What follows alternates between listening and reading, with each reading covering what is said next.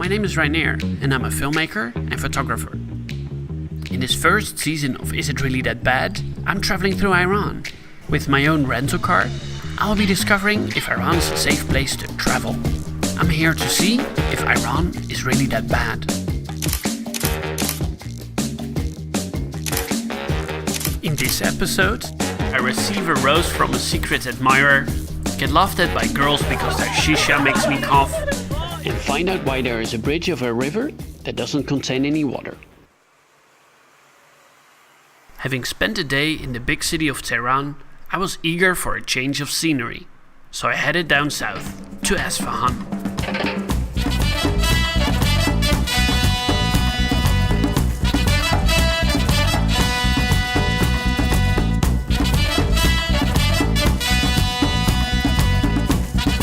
It turns out we had chosen a cold and rainy day to drive to the desert.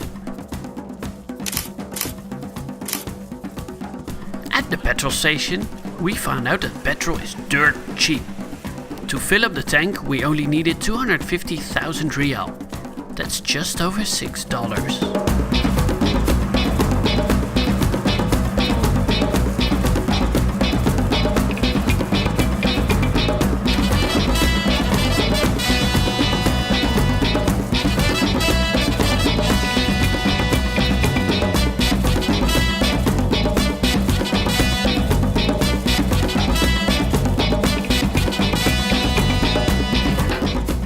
This is Apyane, a little village up in the mountains between Tehran and Isfahan.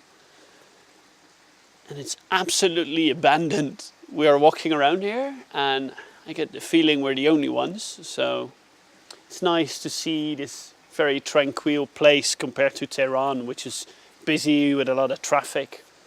I even need to wear my winter jacket because we're high up in the mountains. They've done something with these walls because it looks like it's all made from mud. You can still see the little fibers and they all have this natural earthly color. This is a really nice place for taking pictures. I wish there were a bit more people, but we can get this desolate vibe in this little village, and for ourselves it's good as well to calm down after all the traffic jams we've had in Tehran. A complete contrast to Tehran with a vibe on its own, and there's one other tourist, but virtually empty, at least. Two tourists. Two tourists even. How about that? We're not the only ones.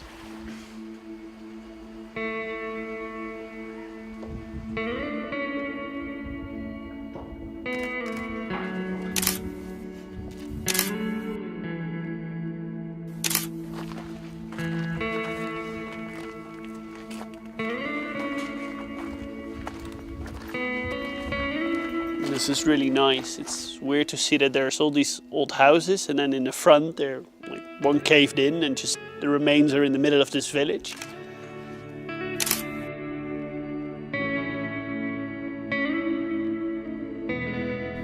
In the end, we did manage to find two more tourists, an Iranian couple. Compared to what we had seen in Tehran, they seemed a bit more reserved and conservative. But, of course, the mobile phones came out again to connect to Instagram. For us it was time to continue our trip, off to Isfahan.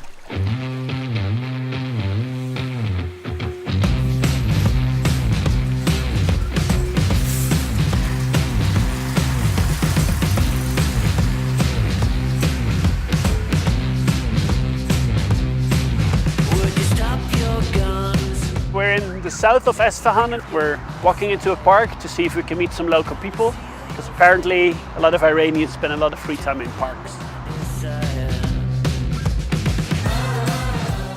Well, this might sound weird, but I just went to the toilet and the guy who was cleaning the toilet came running after me when I exited and handed me this flower. That's scary. Yeah, it's weirdly romantic and curious, but I think it's a very nice gesture. I feel so awkward right now. Yeah. How do I look?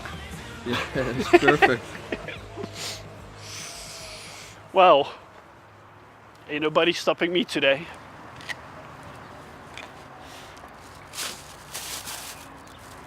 Let's not forget this guy.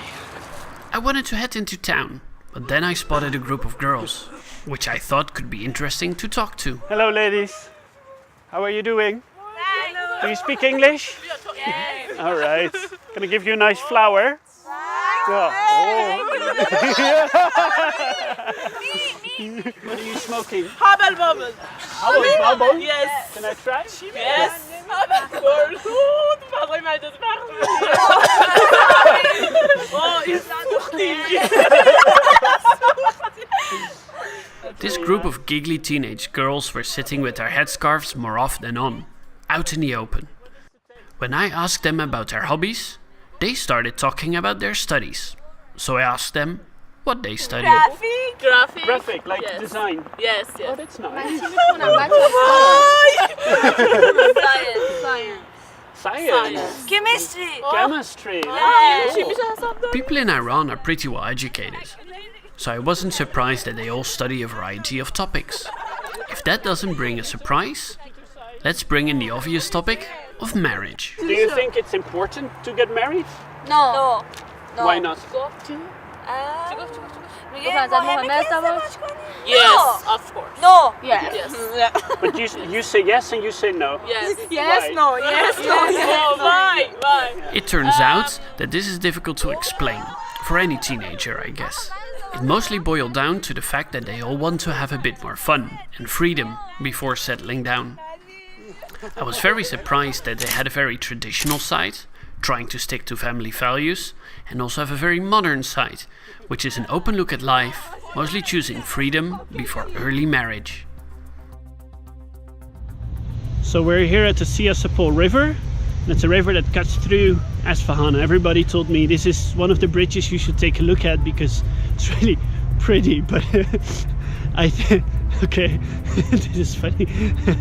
Where did the water go?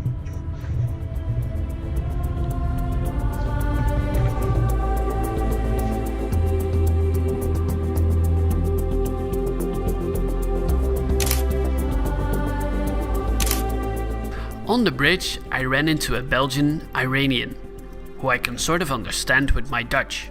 He explained what has happened. Ik weet dat Iran van een paar jaar geleden echt probleem met het water.